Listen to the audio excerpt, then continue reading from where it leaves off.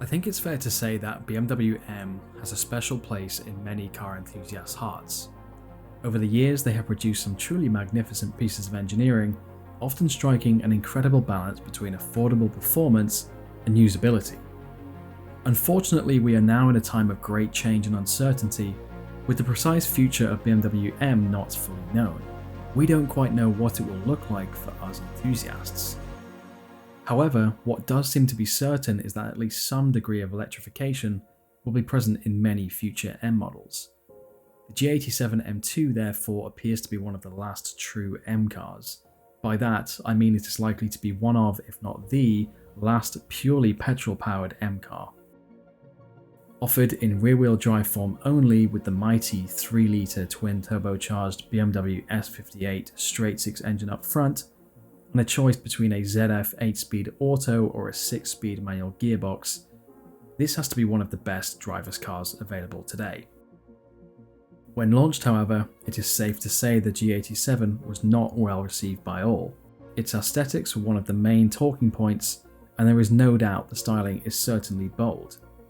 With its striking sharp lines, enormously wide track, bulging arches and gaping air vents though, this M2 has some serious road presence. Modern, yet a nod to some of BMW's classic M cars, I've been a fan of the G87 styling for some time, but in my 6 months plus of ownership, it has grown on me more and more. But this car is simply so much more than its looks, so let's see what it's like to drive.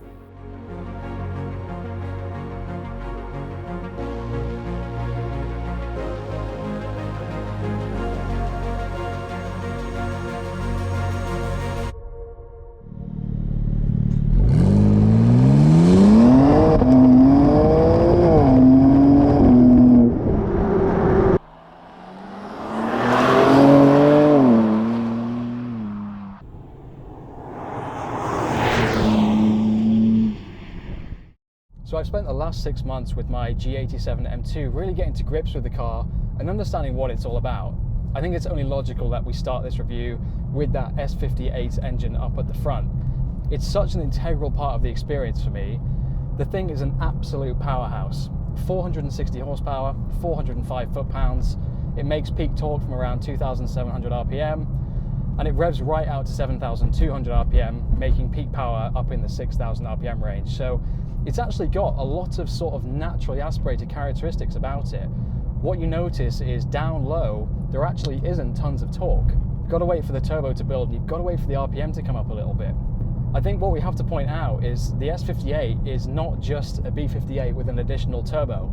It's actually very different. Yes, they share the same basic architecture, but the actual displacement of the S58 is actually different in itself. It's got a slightly shorter stroke, which aids with that higher RPM power.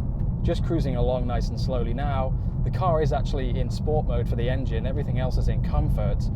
So basically we've got 3 modes for the engine. We've got an efficient mode, sport, and then sport plus. Basically sport and sport plus really kind of excite the throttle response. But with that being said, even in sport, it's very easy to kind of modulate the throttle and actually drive quite normally. So sometimes even around town, I'll still have it in the sport mode.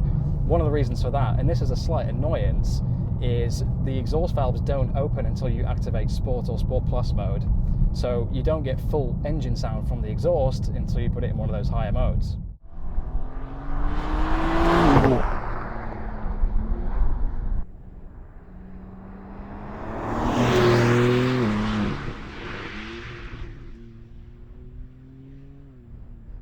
So talking a little bit about the ride then, yes, it's definitely a firm setup, and I think you'd absolutely want that in your M2. It's kind of the whole point.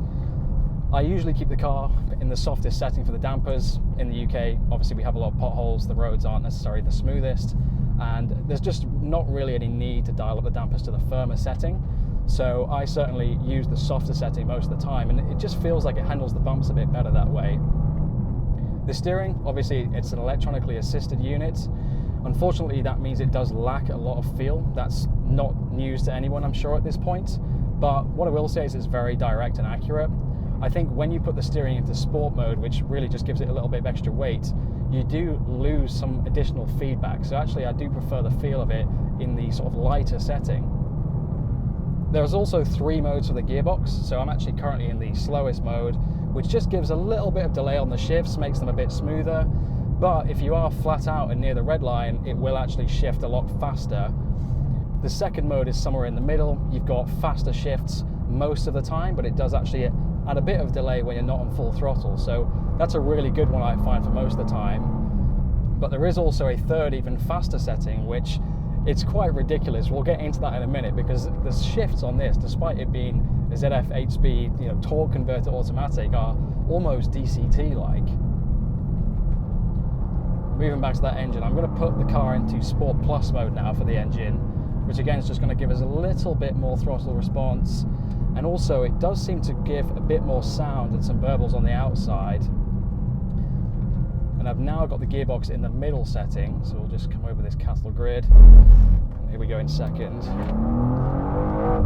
Yeah, the shifts are like instantaneous. It's really impressive. The power, I mean, yes, this car weighs 1,800 kilograms. Can you feel that? Maybe sometimes you can. But the engineering that's gone into this chassis is really impressive. Yeah, it's just, there's just power everywhere, and I feel like this gearbox is so well matched to the engine as well. You can probably hear, and if you're familiar with the ZF, you'll know this already, but the gear ratios they use are so closely spaced, so you're constantly in the power band. It's really quite incredible, actually. Whereas I know obviously with the manual, you do have some slightly longer gaps in the ratios, but appreciate there's also many benefits to having a manual. Just listen to that. Such a great sound.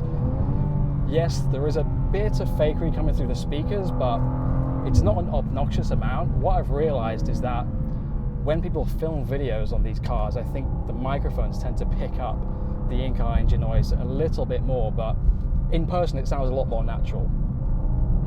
Of course, on the outside there's a decent bit of noise as well. So just chucking it around these corners, the front end feels absolutely brilliant. I mean, this has got the same track as the M4, so third gear, yeah, it's just so good. As you can imagine, there's just torque everywhere, but what's really nice is it continues making power right up to red line. It's actually quite easy to hit the limiter just because it's pulling so hard.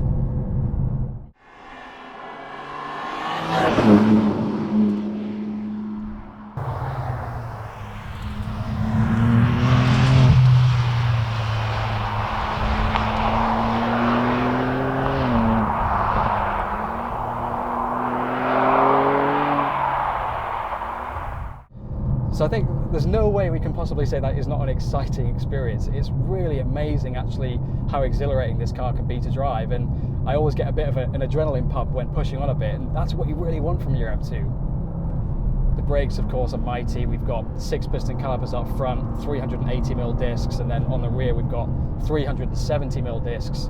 So the braking performance is just unbelievable. Unfortunately, there is brake-by-wire on this car. I'm not the biggest fan of brake-by-wire systems. The pedal to me just feels a little bit odd at times, but it is also very assuring still when you get on the pedal, on the brakes. There's a really good initial bite. You never have sort of doubts around the braking performance of the car, even when pushing on. Now, my car is actually a pre-facelift model, and they recently did a kind of minor facelift to the G87. With that did come a little bit more power and a little bit more torque if you had the automatic gearbox. So I think on the latest versions power is up to 480, but the thing I've always felt is it just doesn't need more power. I mean, yes, it's 460. We all know that in reality this is probably making closer to 500. BMW M have a tendency to underrate their engines. I feel like the chassis really comes alive as well once you start pushing on. I can really feel all the little bumps and undulations, but in a good way. It still feels very sort of manageable and well balanced. You also get some really great turbo noises as well, especially if you're driving around town with the windows down. You can hear those twin turbos spooling up and then blowing off the turbo pressure when you come off the throttle. It's really nice.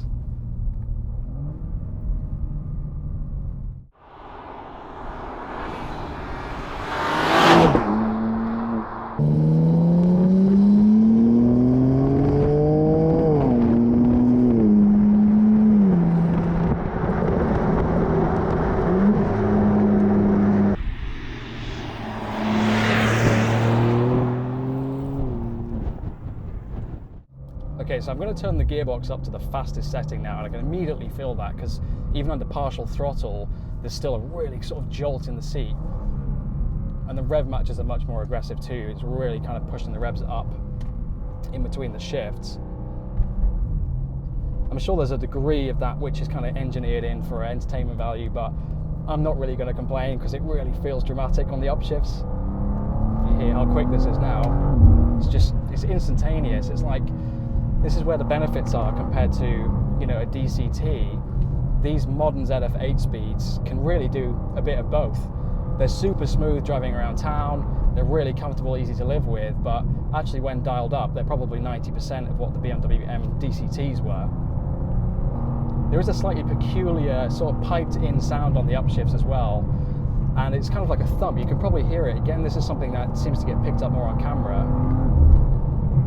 You don't notice it as much in person, and actually it syncs up, you know, perfectly with the gear change itself. So again, it's kind of adding to the drama, and I almost like that.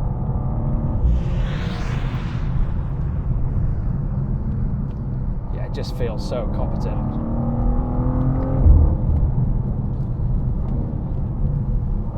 This chassis is 110 millimeters shorter than the M4 chassis, but as I say, it's got the same width, front and rear.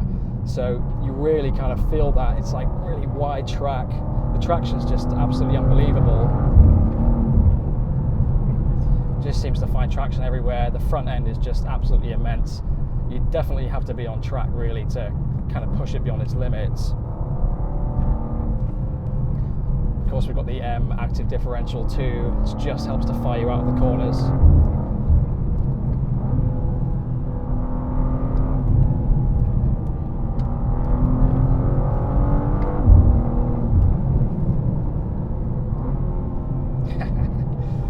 Just don't get bored of that S58.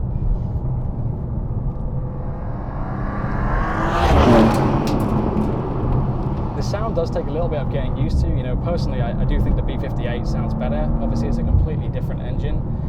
And BMW M have this way with straight sixes. They obviously make them quite raspy.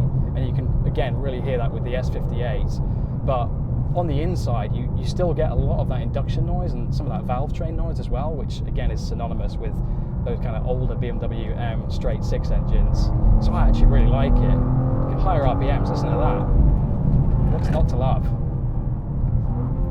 My gearbox is just so fast in this mode. Of course, with this much power and torque, it's certainly quite a leery car at times. I've broken traction on the rear several times from, you know, third to fourth gear and second to third gear. That's just how aggressive this transmission is. So you certainly have to watch it a bit when the roads are wet and if the conditions aren't quite right, but on a day like today where we've got some proper heat in the tyres and it's just a bit warmer outside, it just gives you that bit more confidence really. It's just an immensely capable thing, it really is. Of course, we've got the variable M traction control as well. I actually find that just in the completely bog standard full traction on mode, it's actually very good. It doesn't really cut in that aggressively, and it will still allow some slip. And actually what it does most of the time is just cut throttle, which is preferable to applying brakes.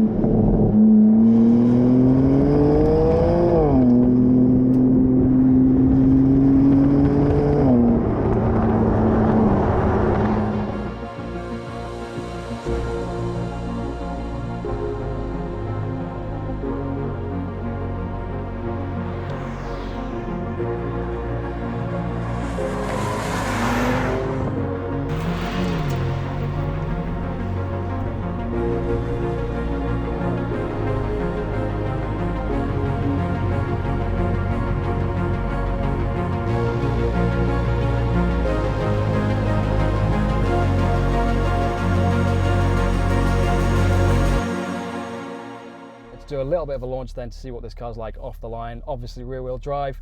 We do have some heat in the tyres, the weather's good. Let's see if it'll hook up. Yeah, it's good. Again, that traction control is just so good because it's allowing just a tad of slip, but it's still putting the power down, it's not bogging down.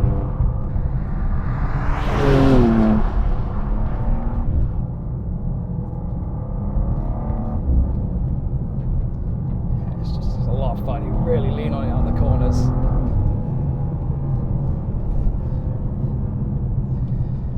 So I think coming back to that point, you know, is this the last true M car?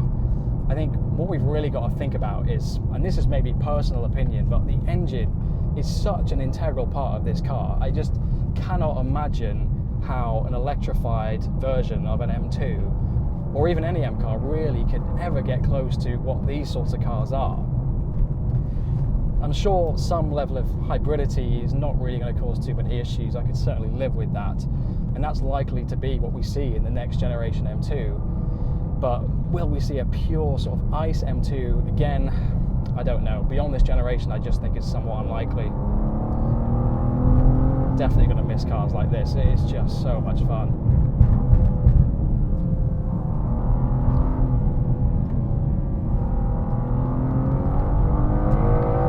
Listen to that.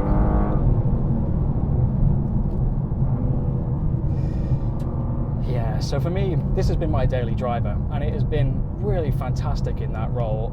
This ZF 8-speed gearbox is just so good. Dialed back in its most relaxed setting, it's really easy to live with around town, really smooth changes. But then as you can see, coming on a road like this, it just comes alive, and it is so well matched to the S58 with that gearing. It just, yeah, from one ratio to the next, it's just going.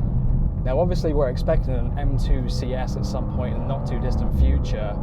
Seen plenty of spy shots of that car being tested on the Nürburgring.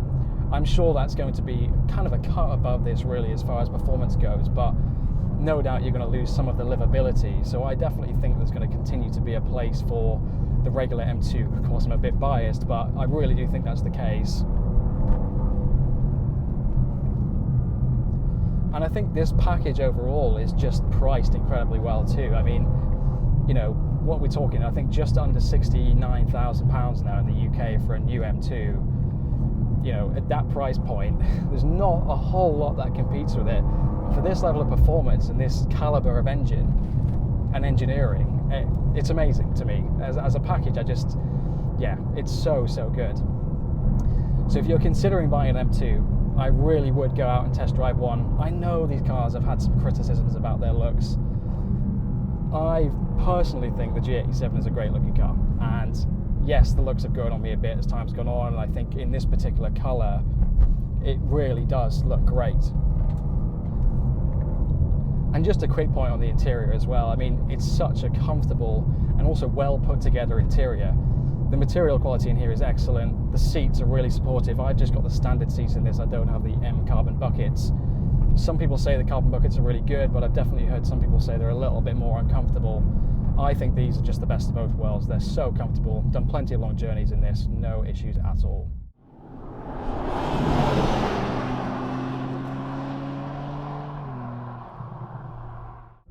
So I think just a very quick overview then of the spec on my car. This obviously is in the BMW individual frozen pure grey colour, which I think looks really good on the G87. Absolutely brings out the lines. It makes the car look really aggressive, makes it look really wide. I personally really think that colour suits the car well. I've also got the M carbon roof, which again, it kind of makes it look a bit more special. You always notice that getting in and out. Obviously the darker colour roof, and you see the carbon weave in there, just looks excellent. And then I do have the carbon interior trim as well, which again, just kind of brings the interior up a notch. Aside from that, these cars are actually very well optioned from factory, and you do get a lot of standard equipment. Of course, there's been plenty of criticisms about the modern interiors and gauge clusters. Yes, having this dual screen at times can be a little bit annoying. I personally find things like the rev counter really difficult to read out of your peripherals, which is where analog gauges really stand out. However, the heads-up display is really good. It displays the revs up there, also displays the speed. So for me, that just works really well. Climate control being on a screen, I don't really get why they do that. It's very difficult to change it while driving, very distracting, but again, you sort of get used to it. Once you know where things are, it's actually fairly easy to use. And these displays are great quality too. They're crystal clear, nice and large, so having things like a map on there is really easy to read. Again, just making it really easy to live with. Yeah, that diff is just so good. It's borderline stupidly quick, to be honest. It really is probably the limit of what you would want on the public roads, because yeah, any more than this, you're really struggling to even put the power down, to be honest.